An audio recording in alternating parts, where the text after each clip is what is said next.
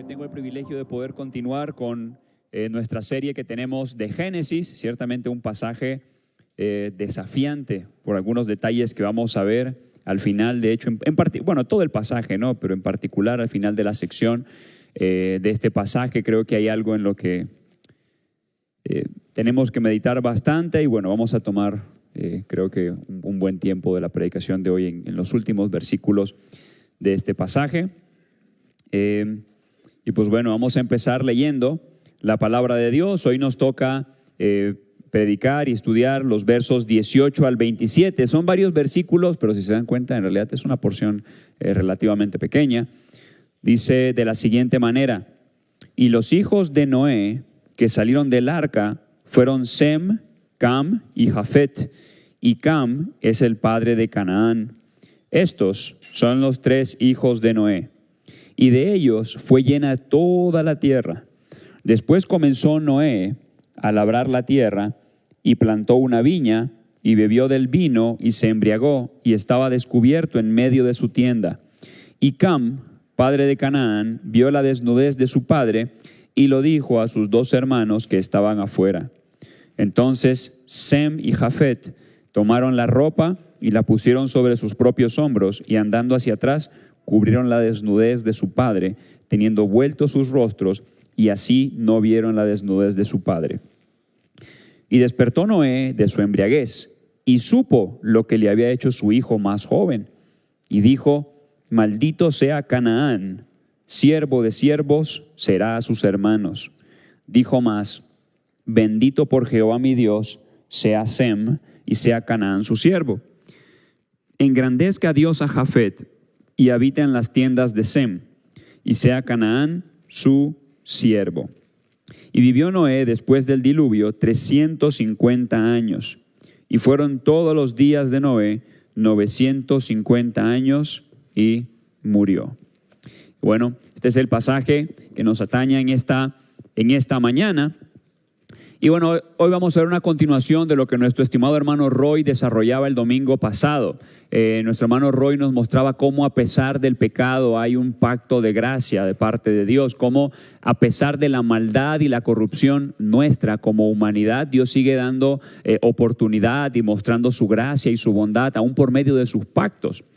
Y de hecho el día de hoy vamos a continuar con esta misma idea, porque lo que vamos a ver es que hay maldición por el pecado del hombre y esperanza por la gracia de Dios. Y como dice un famoso predicador, lo único que el hombre puede aportar a su salvación es el pecado.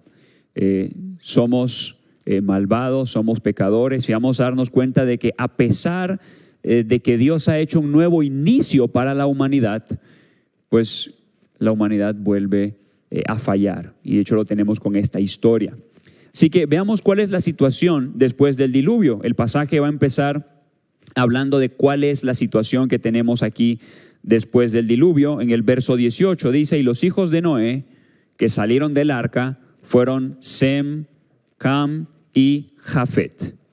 Y Cam es el padre de Canaán.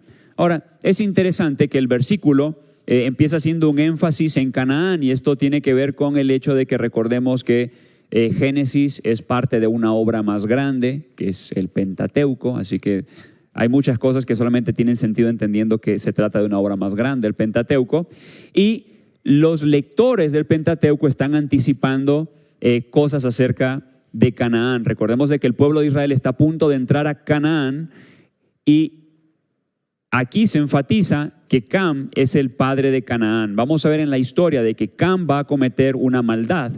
Y esa maldad al final se va a seguir viendo en los descendientes de Cam, que son los canaanitas.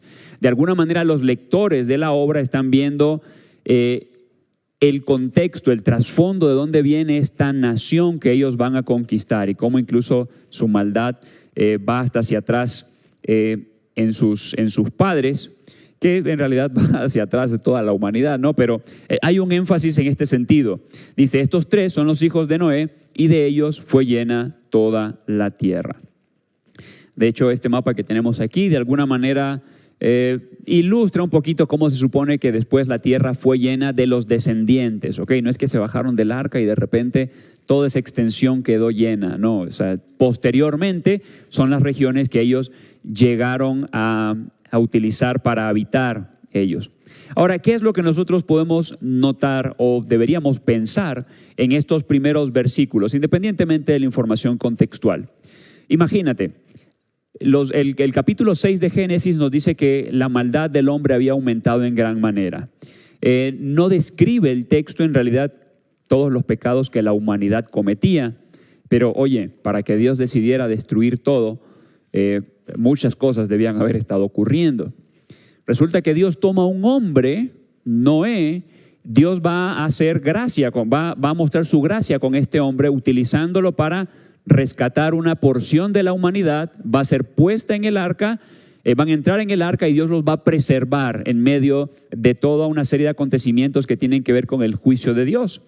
Y tú te imaginarías que, bueno, si Dios tomó a Noé, pues es porque Noé, pues es un buen tipo, ¿no? Es una buena persona, un varón recto. Y todos los que son malos, pues ya muertos, les dieron cuello. Uno se imagina que el mundo que va a venir después de eso es un mundo ¿de qué tipo? Perfecto, bueno, es un mundo ideal, porque Dios rescató a los que uno se imaginaría que son lo mejor dentro de todo lo que había en la humanidad. Y de hecho, Dios toma a Noé, pero no toma a Noé porque él sea infalible, nos vamos a dar cuenta en este capítulo. Dios toma a Noé por su gracia. Porque vamos a ver en esta porción, o bueno, ya lo leímos, Noé va a fallar. Y no solamente Noé, la maldad se va a seguir viendo en sus descendientes. Pero uno inmediatamente imaginaría que todo va a ser color de rosas porque todos los malos ya murieron y ahora está Noé y de ellos va a ser poblada la tierra.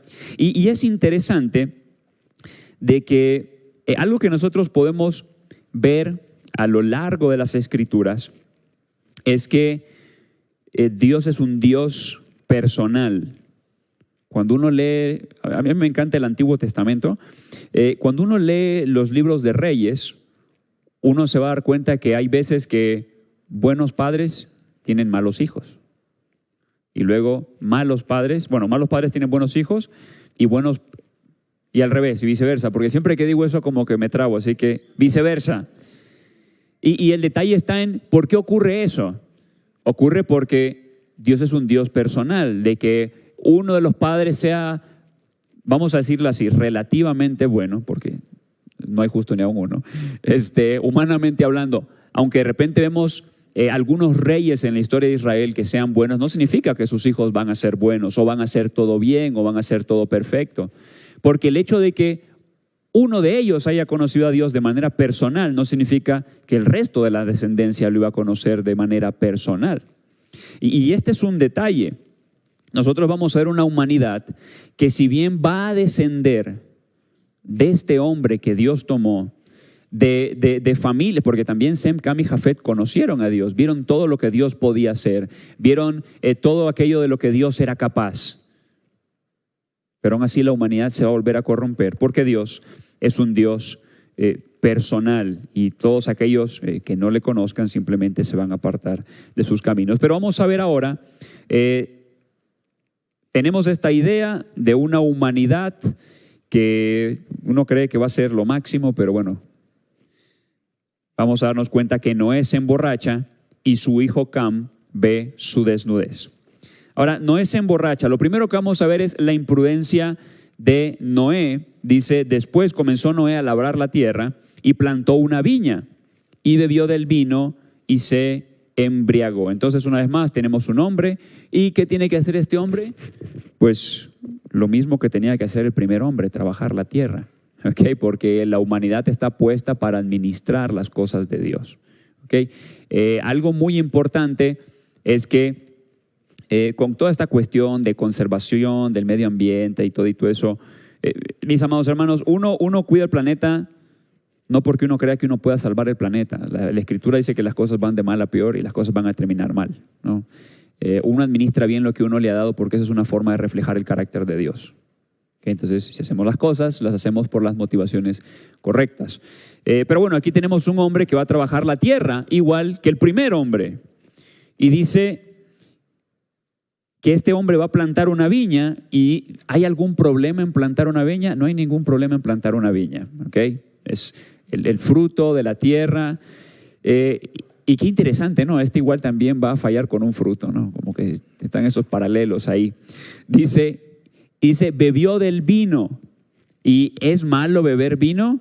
No, no es malo beber vino, ¿ok? El Señor Jesús tomó vino. Hay algunos que dicen, no, es que el vino que tomó el Señor Jesús era otro vino. Miren, si Noé se va a emborrachar es porque el vino en la Biblia es vino, ¿ok? Estamos claros. Entonces, Noé bebe del vino y no hay problema en beber vino, pero ¿cuál es el problema? Que se embriagó. Entonces, tú tienes a este hombre que es el hombre que Dios ha tomado y no es un hombre infalible, porque imagínate, tú eres Noé y tú dices, bueno, si ya se murieron todos los malos, ¿qué es lo peor que puede pasar aquí? Solo quedamos los buenos, ¿no?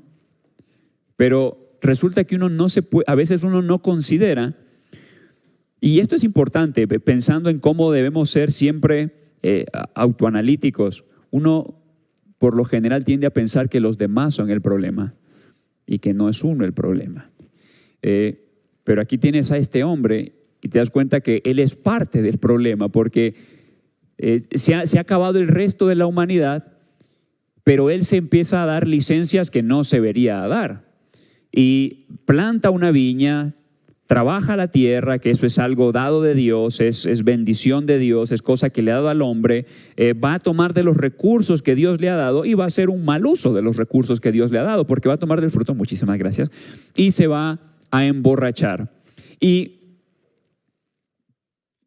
de este acto de Noé vamos a darnos cuenta que va a detonar una actitud en otro de sus descendientes, de Cam. Ahora, cabe mencionar, no estamos diciendo de que, pobrecito Cam, porque por culpa de su padre, pues ni modo, ¿no? Él también. No, vamos a ver de que hay un problema en lo que hace Cam y vamos a meditar un poquito en ello. Dice, ahora vamos a ver la maldad de Cam. Primero vemos la imprudencia de Noé, va a tomar de los recursos, del fruto y se va a emborrachar, o sea, un mal uso de los recursos. Y ahora vamos a ver a Cam, dice, y Cam, padre de Canaán, o sea, el padre de donde vienen, o sea, el hombre por quien vienen los cananitas, muchos siglos después, vio la desnudez de su padre. Y aquí hay un detalle, ¿ok? ¿Cuál es el problema de que haya visto la desnudez de su padre? Ahora, vamos a ver después de que Sem y Jafet se van a enterar de la desnudez de su padre y lo que van a hacer es, van a caminar hacia atrás para luego cubrir la desnudez de su padre. Y el detalle con Canaán no es de que nada más vio la desnudez, sino que una preguntilla. Si ves la desnudez de tu padre, ¿para qué vas a decirle a tus hermanos? Hay algo que el texto no deja claro, en el sentido de no deja explícito, mira, este fue todo el problema, porque no sabemos si lo vio por accidente, no sabemos si lo vio porque lo quiso ver. Algunos proponen que en realidad aquí hubo algo más, o sea, de que Canaán se aprovechó sexualmente de su padre. En realidad no hay suficiente evidencia en el texto como para llegar a dichas conclusiones, pero lo que sí es evidente es de que cuando Sem y Jafet ven la desnudez de su padre, no es como que dicen, ahora vamos a llamar a mamá, ¿no? Para que también o sea, más bien ellos buscan cubrir la desnudez de su padre. ¿Por qué Cam, cuando ve la desnudez de su padre, en vez de simplemente ir a decirle al resto de la familia, no cubre la desnudez de su padre? Y aquí nos podemos dar una idea de cuál es el problema, ¿ok? Cam no va a buscar honrar a su padre. Y esto nos va anticipando, porque recuerda, esto originalmente tiene una audiencia, que son los israelitas que van a entrar a la tierra de Canaán. Nos dan una idea del tipo de vilezas que van a encontrar los israelitas en el pueblo de Canaán cuando ellos entren. El tipo de problemas que viven los cananitas y que se puede rastrear incluso desde sus padres, ¿ok? Por eso ustedes van a encontrar en el libro de Levítico indicaciones a no descubrir la desnudez, indicaciones en el libro de Levítico a no emparentar con parientes cercanos, etcétera, etcétera, etcétera. Y de alguna manera el autor está haciendo una vinculación con todas esas cosas con el padre de Canaán, que es Cam. Entonces dice, vio la desnudez de su padre y lo dijo a sus hermanos que estaban afuera. Entonces él, en vez de buscar honrar a su padre en este sentido, lo que va a hacer es, irle a decir a sus hermanos. Y lo que vamos a ver consecutivamente es el ejemplo de Sem y Jafet. Porque, oye, cuando el hombre pecó, ¿qué fue lo que hizo Dios? Cubrió su vergüenza. ¿Okay? En este caso, Cam no va a buscar honrar a su padre, sino que quienes van a, en este sentido, cuidar y honrar a su padre a pesar del fallo de su padre, pues es Sem y Jafet. Entonces Sem y Jafet tomaron la ropa y la pusieron sobre sus propios hombros y andando hacia atrás cubrieron la desnudez de su padre, teniendo vueltos sus rostros, para que incluso cuando ellos pusieran la ropa, tener ese cuidado de no verlo, no exponerse a ver, en cierto sentido, por decirlo de alguna manera, su vergüenza. Dice, así no vieron la desnudez de su padre. Y despertó Noé de su embriaguez y supo lo que había hecho su hijo más joven. Y a partir de aquí, ya estamos a punto de terminar el pasaje, vamos a ver las consecuencias y la bendición. Y es aquí donde quiero que nos detengamos un poquito más, porque hay un detalle que, aunque usted no lo crea, nos lleva hasta la persona de Cristo Jesús. Uno dice, bueno, a ver, hermano, ¿dónde? Vamos a ver las consecuencias y la bendición, y vamos a ver de que, Noé se da cuenta de lo que ocurre. Hay una maldición que, ahora, quien vio la desnudez de Noé, iba a decir Jonás, pero nada que ver Jonás ahí. Quien vio la desnudez de Noé ahí fue Cam. ¿Por qué Dios, o más bien, por qué Noé maldice a Canaán? ¿Qué tiene que ver Canaán ahí? No tiene absolutamente nada que ver. ¿Estamos de acuerdo? Porque lo que está ocurriendo, más que una maldición, es una anticipación de la maldad que va a haber en los descendientes de Cam. Dice, y dijo, maldito sea Canaán, siervo de siervos será a sus hermanos, que de hecho eso es lo que está a punto de ocurrir con la generación que va a conquistar la tierra prometida. Ellos tienen que hacerlos, tienen que conquistarlos, pero tienen que conquistarlos por su maldad, ¿ok? Simplemente a nivel de paréntesis, si tú no has escuchado esto, cuando Dios manda a destruir a los cananitas no fue porque simplemente Dios quería hacer un genocidio. Cuando tú lees Génesis 15, 16, Dios le dice a Abraham, esta es la tierra que yo te voy a dar, pero todavía no te la voy a dar. Ahí lo tienes en Génesis 15, 16, y le dice, porque todavía no ha llegado hasta su colmo la maldad del amorreo. ¿Sabes hasta cuántos siglos después le dio la tierra a Dios a los descendientes de Abraham? Más de 4 siglos después. Porque Dios tuvo más de 400 siglos de paciencia ¿con quién? Con los cananitas, hasta que su maldad llegó a su colmo, y entonces es cuando conquistan. Pero el autor está haciendo una vinculación con la maldad de los cananitas, que en realidad ya viene desde antes. Dice, maldito sea Canaán, siervo de siervos será a sus hermanos. El autor está anticipando lo que va a ocurrir en el futuro con los descendientes de sus hermanos. Con los descendientes de sus hijos, perdón. Y vamos a ver ahora una bendición a Sem y a Jafet. Ok, se anticipa, esto es muy importante, se anticipa de que va a haber maldad en los descendientes de Cam, porque no solamente Canaán va a cometer maldad, todos los hombres, aún los mismos semitas, los descendientes de Sem, los descendientes de Jafet, o sea, todos van a hacer maldad en realidad. Lo que está haciendo es anticipar lo que va a ocurrir después.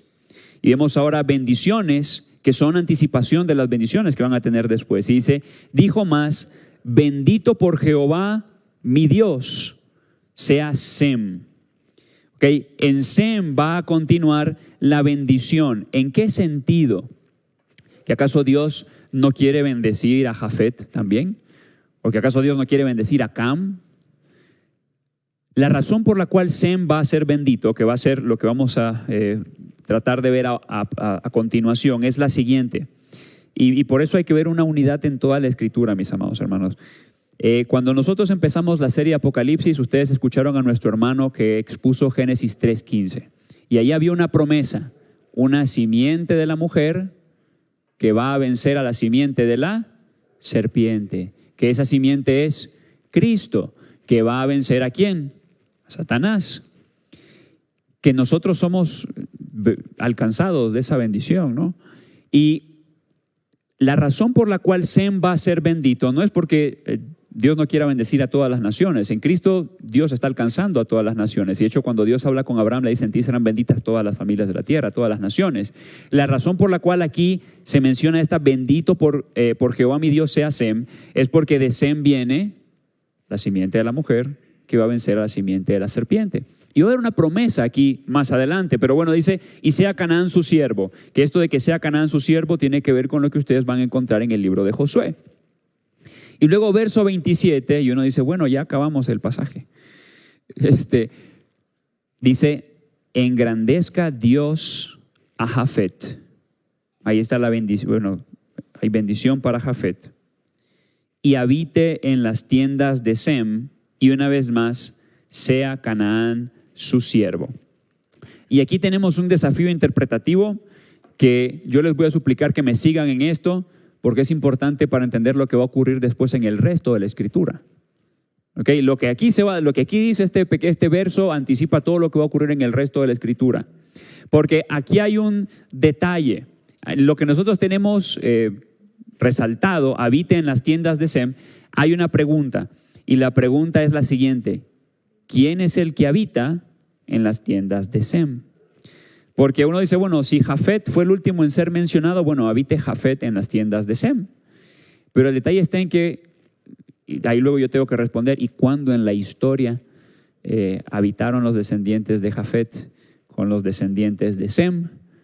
En realidad, los primeros que empiezan a habitar con los descendientes de Sem son los descendientes de Cam. Porque cuando Israel conquista Canaán, van a haber cananitas que se van a sumar al pueblo de ¿quién? Al pueblo de Dios. Tenemos a Rahab, por ejemplo. Y el detalle está en que en el hebreo, no nos vamos a meter en ello, el sujeto puede ser cualquiera de los dos. ¿Quién es dos? Jafet o Dios. En hebreo el sujeto puede ser o es habite Dios en las tiendas de Sem o habite Jafet en las tiendas de Sem. Puede ser cualquiera de los dos, y quien sea de los dos tiene que ser sacado o en realidad interpretado por un contexto, porque pues la gramática no nos va a ayudar. Pero aquí en el pasaje tenemos la siguiente estructura, y quiero que me sigan para que luego lleguemos a lo que en realidad queremos llegar, pero para que no digan: ¿de dónde saca eso?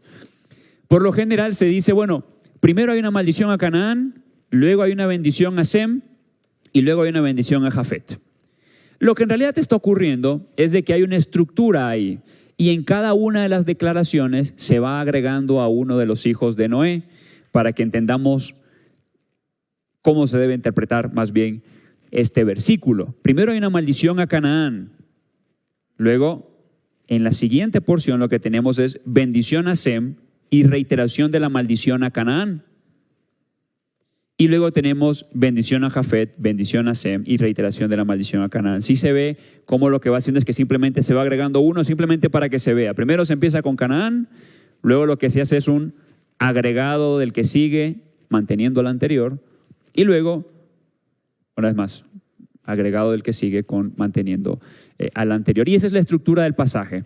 Si eso es así, entonces quien va a habitar en las tiendas de Sem no es Jafet, es habite Dios en las tiendas de Sem. ¿Y por qué es importante? Bueno, esto es lo que hemos respondido. La pregunta es: ¿quién habita o habitará en las tiendas de Sem, Jafet o Dios? Gramaticalmente, Jafet o Dios pueden ser el sujeto del verbo, por lo que las discusiones para resolver el problema deben centrarse principalmente en el contexto y progresión del pensamiento. Y como dice Walter Kaiser Jr., estamos de acuerdo con el juicio del Targumen de Onkelos, Filón, Maimónides, Rashi, Aben Ezra, Teodoreto, Baumgarten y Delitzsch, que el sujeto es Dios. Esto es lo que hemos dicho ahorita. Y hermanos, ¿por qué esto es importante? Porque cuando uno lee el Antiguo Testamento, yo no sé si a ti te pasaba, a mí me pasaba de pequeño, cuando uno suele leer el Antiguo Testamento, uno se queda con esta idea de que, bueno, esas son cosas que le escribieron a un pueblo y que no tienen nada que ver con quién. Conmigo, ¿no? Porque pues uno de Israel por aquí, Israel por allá, Israel por el otro lado, y uno dice, bueno, ¿y qué tiene que ver eso conmigo? Bueno, está ahí, es la palabra de Dios, está ahí porque pues en algún momento Dios utilizó este pueblo, pero ¿y a mí qué? ¿Por qué esto tiene relevancia o importancia para ti o para mí? ¿Qué aplicación voy a sacar del texto? Bueno, hermanos, no se emborrachen, porque pues no se emborrachó, ya vimos las consecuencias. Si no veo de que aquí esto es parte de una historia más grande, simplemente me voy a quedar con, hermano, aplicación, porque queremos algo práctico, no se emborrachen, ¿no? Pero aquí nos habla de algo más y es de una esperanza que nosotros tenemos en Cristo, porque dice, habite Dios, que Dios va a habitar en las tiendas de Sem. Y esto habla de una promesa que, aunque tú no lo creas, te ha alcanzado a ti y me ha alcanzado a mí, y que en realidad ni valoramos ni le damos la importancia que tiene. Y aquí, adivina qué, me veo forzado a tener que ir por un panorama de la Escritura, pero vamos a ir rápido, ¿ok? Cuando empezamos esta serie, empezamos en un jardín, ¿estamos de acuerdo?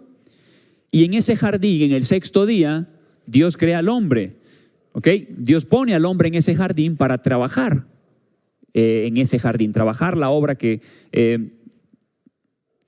Dios, trabajar en lo que Dios ha creado, o juzgar sobre la creación.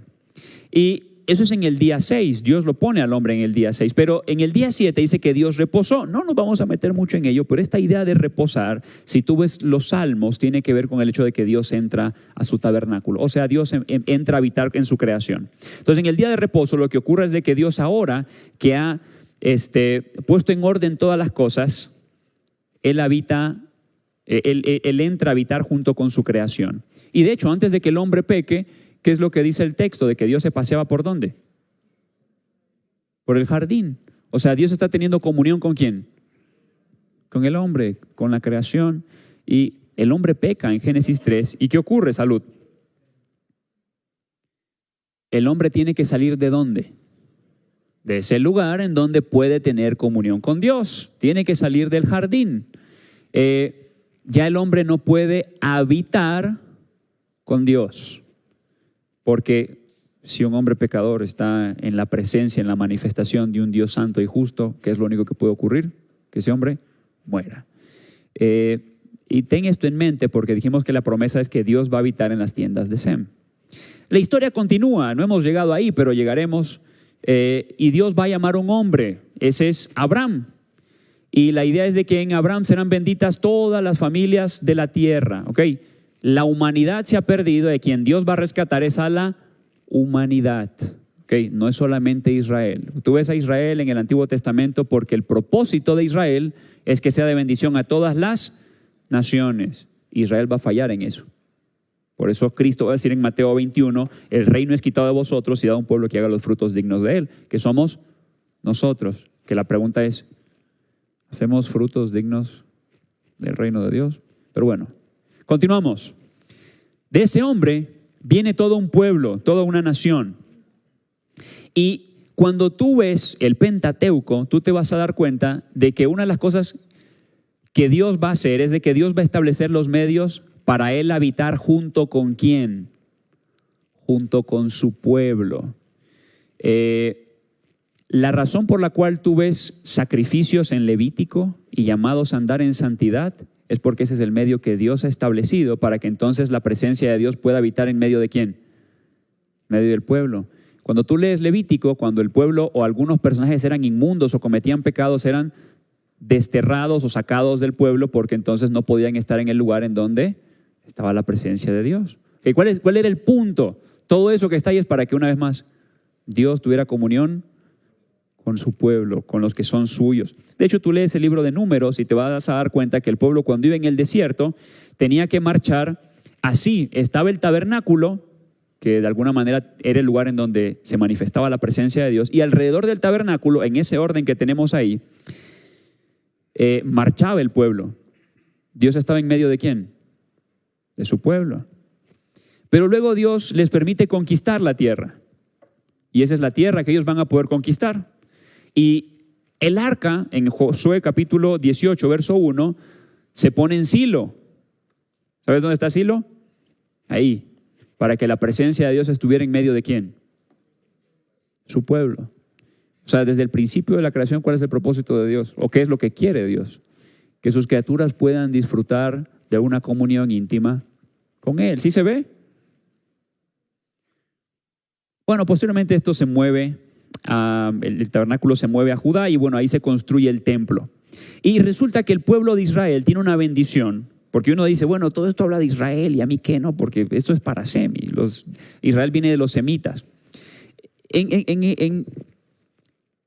Posteriormente, cuando se supone que la presencia de Dios pasa al templo, que está en Judá, pasa algo. El pueblo de Israel tiene una bendición que ningún otro pueblo tiene. La presencia de Dios habita con este pueblo. De hecho, cuando Salomón dedica el templo, cuando tú llegas al verso 41, una de las cosas que va a decir Salomón es, para que todos los pueblos oigan de tu gran nombre, porque oirán de tu nombre. Y cuando vengan a este templo, o sea, cuando vengan al lugar en donde está la presencia de Dios, ahí Salomón en el capítulo 8 de Primera de Reyes empieza a hablar de, bueno, cómo otros pueblos te conozcan cuando lleguen al lugar en donde está la presencia de Dios. Pero el pueblo de Israel no sabe apreciar esta bendición que tiene. El pueblo de Israel no sabe reconocer el privilegio que tiene de que la presencia de Dios habita en medio de ellos. Promesa que se les da aquí en el verso 27, dice que Dios habitará en las tiendas ¿de quién? De Sem, en los descendientes de ellos habitaría Dios. Y cuando tú llegas a los libros proféticos, que son fantásticos los libros proféticos, Dios va a tomar un profeta que se llama Ezequiel y lo va a llevar al templo, en donde está ¿qué? La presencia de Dios. ¿Y sabes qué es lo que va a ver este profeta? Mira lo que dice Ezequiel 8, 5 al 6. Y me dijo, hijo de hombre, alza ahora tus ojos hacia el lado del norte. Y alcé mis ojos hacia el norte, y aquí al norte, junto a la puerta del altar. Si hay una puerta del altar, ¿en dónde están? Pues en el templo, ¿no? Están en el templo, dice, aquella imagen del celo en la entrada. ¿Qué es la imagen del celo en la entrada? Un ídolo en la entrada del templo de Dios. Me dijo entonces, hijo de hombre, ¿no ves lo que estos hacen? ¿Quién? Estos que van a ser bendecidos con la presencia de Dios, ¿sabes lo que estos hacen? Las grandes abominaciones que la casa de Israel hace aquí para alejarme de mi santuario. ¿Qué es lo que pasa cuando el hombre peca en Génesis? El hombre es echado fuera. Dice, estos cometen abominaciones en el lugar en donde mi presencia se manifiesta para alejarme de mi santuario. Pero vuélvete y aún verás abominaciones mayores. Porque cuando tú lees todo el capítulo 8 te habla de todas las cosas que estaban ocurriendo ahí. Los mismos líderes eran adoradores de otros dioses, practicaban cosas inmorales, incorrectas y perversas. Entonces, este pueblo que es bendecido con la presencia de Dios, tiene algo que ningún otro pueblo tiene, y la queja de Dios es, ¿no ves lo que estos hacen? Las abominaciones para alejarme a mí de mi santuario. Pero cuando avanza el relato bíblico, llegamos al Nuevo Testamento, que es en donde uno dice, bueno, ahí sí habla de mí, en el Nuevo Testamento sí habla de mí, pero en realidad esto es algo que viene desde el Nuevo Testamento, alcanzar a todas las naciones, porque cuando Jesucristo está a punto de morir, Juan 14 al 16, una de las cosas que el Señor Jesús dice es que Él no va a dejar solo a sus discípulos, sino que va a enviar ¿a quién? Al Espíritu Santo. Y el Espíritu Santo estaba entre ellos, pero ahora habitaría ¿en dónde? En ellos. Porque así Dios va a habitar en medio ¿de quién? De su pueblo. Y es ahí donde el Nuevo Testamento agarra esta idea y dice, ¿o ignoráis que vuestro cuerpo es templo? Antes la presencia de Dios estaba en el templo, ahora ¿quién es el templo? Tú eres el templo y yo soy el templo. Y esta promesa nosotros la podemos disfrutar, la presencia de Dios está en medio de su pueblo. ¿O ignoráis que vuestro cuerpo es templo del Espíritu Santo, el cual está en vosotros, el cual tenéis de Dios y que no sois vuestros? Vosotros, pues, si sois el cuerpo de Cristo y miembros cada uno en particular. Entonces, ahora, más bien, el Nuevo Testamento va a hablar de la iglesia, no el local, ustedes y yo, como el templo, y que en el templo habita ¿quién? Habita el Espíritu Santo, habita la presencia de Dios. Dios está en medio de su pueblo. Y tú y yo tenemos algo que el mundo incrédulo no tiene, y es la presencia de Dios habitando en nosotros. Pero ignoramos este privilegio, ignoramos esta bendición. Y mira lo que dice Pablo ahí mismo en Corintios. ¿No sabéis que si sois templo de Dios y que el Espíritu de Dios mora en vosotros? Si alguno destruye el templo de Dios, Dios le destruirá a él, porque el templo de Dios, el cual sois vosotros, santo es. Y cuando nosotros leemos la historia de Israel, uno piensa que es una historia total y completamente ajena a uno, pero el detalle está en que Dios está continuando en su iglesia la bendición que Dios le había dado a Israel. Y las indicaciones siguen siendo las mismas. Andar en santidad delante de Dios, cuidar el templo. Efesios capítulo 2 dice de que Dios va edificando ese templo que somos nosotros, su iglesia. ¿Recuerdas esa escena en donde el Señor Jesús entra con un látigo hecho de cuerdas y empieza a sacar a los cambistas del templo porque ellos estaban profanando ¿qué? El templo? Y uno dice, ay, como que ese Jesús es un Jesús al que no estoy acostumbrado. No, uno piensa en el Jesús donde cura a un enfermo, al Jesús que le da vista a un ciego, el Jesús que dice, venid a mí todos los que estáis cansados y cargados y yo os haré descansar. Pero uno no siempre, cuando piensa en Jesús, piensa en este Jesús airado porque el templo de Dios está siendo profanado. Y la pregunta es, ¿cuál creemos que es la cara o perspectiva de Dios cuando nosotros ensuciamos el lugar en donde Dios ha decidido morar? Porque si nosotros queremos destruir el templo de Dios, dice la Escritura, Dios lo va a destruir aquel que quiera destruir el templo de Dios. Y tenemos un privilegio, tenemos una bendición, una promesa que nos ha alcanzado, y la pregunta es, ¿somos conscientes de que somos tierra santa? ¿Somos conscientes que a lo mejor no nos hemos quitado el calzado de nuestros pies y profanamos aquello que es el lugar en donde Dios ha decidido habitar? La historia, que empieza con un problema en Génesis capítulo 3, con la caída, termina en Apocalipsis. La historia empieza en un jardín, en un paraíso, donde Dios puede habitar junto con su pueblo. Y cuando tú lees Apocalipsis 21 y 22, la historia termina en una ciudad, jardín, Nueva Jerusalén, en donde Dios habita ¿con quién? Con su pueblo, cosa de la cual nosotros tenemos anticipo en el Espíritu Santo. Y es por la obra de Cristo. Por la obra de Cristo nosotros podemos disfrutar de esta bendición. Por la obra de Cristo nosotros podemos entrar ahí. Y dice Apocalipsis de que está la ciudad y de que no hay necesidad de templo porque Dios es el templo. Y dice de que no hay necesidad de sol ni de luna porque ¿quién es la luz de su pueblo? Dios es la luz de su pueblo. ¿Recuerdan Números? Dice, y Jehová haga resplandecer su rostro sobre ti y ponga en ti paz. ¿Sabes de manera última quiénes van a ver el resplandor del rostro de Dios? Aquellos que disfruten de la comunión íntima con Dios. Y Él va a ser su luz y van a poder tener comunión. Y dice que va a haber un árbol y hay ríos que atraviesan que pasan por ese árbol, que es el árbol de la vida, y Dios está junto con su pueblo. O sea, ¿volvemos a dónde? A eso que perdimos. No habrá más maldición, y el trono de Dios y el Cordero estará en ella, y sus siervos le servirán y verán su rostro, y su nombre estará en sus frentes. No habrá allí más noche, y no tienen necesidad de luz de lámpara ni de luz de sol, porque Dios el Señor los iluminará y reinará por los siglos de los siglos. Amén. Si termina la historia, y tú y yo ya tenemos un anticipo de eso, porque Dios habita en ti. No lo tenemos a plenitud, pero tenemos un anticipo y es un privilegio.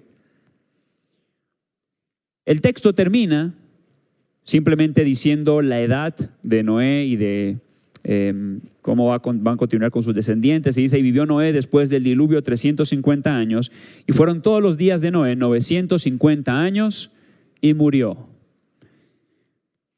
¿Qué hay algo que nosotros podemos sacar claramente de este pasaje? Tengamos cuidado, los resultados de nuestra imprudencia pueden tener consecuencias devastadoras. Dios ya había traído juicio sobre la humanidad, un Noé que Dios había salvado con sus descendientes, y uno podía a lo mejor tener la idea, la noción de que las cosas iban a estar mejor. Pero cuidado, uno puede ser el problema, y debemos de tener temor delante de Dios y examinarnos a nosotros, porque nosotros podemos ser los portadores de las consecuencias que vemos en un futuro. Examinémonos. Ahora, si Dios ha obrado para habitar en medio de su pueblo, la pregunta es, ¿qué estás haciendo con dicho privilegio? Tú puedes disfrutar de la presencia de Dios. Bueno, qué padre, ¿no? Bueno, pregunta, ¿cuánto tiempo pasamos orando? ¿Para qué horas? Para disfrutar de este privilegio. Pero no nos importa ese privilegio. Por eso no oramos a como deberíamos orar. ¿Cuánto tiempo pasas conociendo al Creador? Nos encanta ser entretenidos. Nos encanta pasarla bien y disfrutar, pero no nos interesa disfrutar del privilegio que nosotros tenemos, poder tener comunión con el Creador del universo, un Dios santo, justo, puro, del cual no merecemos estar cerca, pero podemos estar cerca de Él. Pero no tenemos comunión con Él porque no sabemos valorar ese privilegio.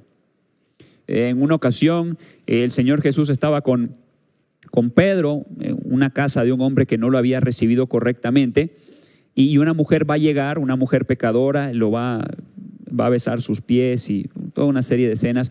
Y muy probablemente tú ya conoces esto, por eso me voy a ir al final del texto. El Señor Jesús le pregunta a Pedro, oye, ¿quién crees que ama más? ¿Al que se le perdona más o al que se le perdona poco? Bueno, al que se le perdona más, por lo general ama más. Pero la pregunta es, ¿y a quién se le ha perdonado poco? A nadie. Tú y yo tenemos un privilegio santo. Somos tierra santa, pero nos importa un pepino lo que somos, porque no valoramos este privilegio. ¿Realmente vivimos en comunión con Él? ¿Vives disfrutando de su presencia o vivimos disfrutando de su presencia? ¿O buscarle es una de las tantas cosas que nos da pereza? No hemos entendido que tenemos un privilegio que nos ha alcanzado. La presencia del Dios, del Creador del universo, habita en ti y habita en mí. Pero también deberíamos hacernos una pregunta, porque, podemos disfrutar de este privilegio y a lo mejor no lo estamos disfrutando a como deberíamos hacerlo. Pero aparte de no disfrutarlo, a lo mejor estamos ensuciando lo que se nos ha dado, ¿no? O sea, Ezequiel 8:6 dice, me dijo entonces, ¿quién? Dios está hablando con Ezequiel, hijo de hombre, ¿no ves lo que estos hacen? Las grandes abominaciones que la casa de Israel hace aquí para alejarme de mi santuario. ¿Hay algo que estamos haciendo para contristar al Espíritu de Dios? ¿Será que la visión o la perspectiva que nosotros pudiéramos tener de la iglesia, la casa de Dios en el siglo XXI, es una casa llena de abominaciones y perversiones, a como Ezequiel vio en Ezequiel capítulo 8? Un lugar que debería ser santo, pero está lleno de ídolos, porque ponemos ídolos en nuestra vida, cosas que son más importantes que el Dios único y verdadero. Luego le dice Ezequiel, oye, pero vuélvete, porque no has visto todo, ¿eh? Verás abominaciones mayores.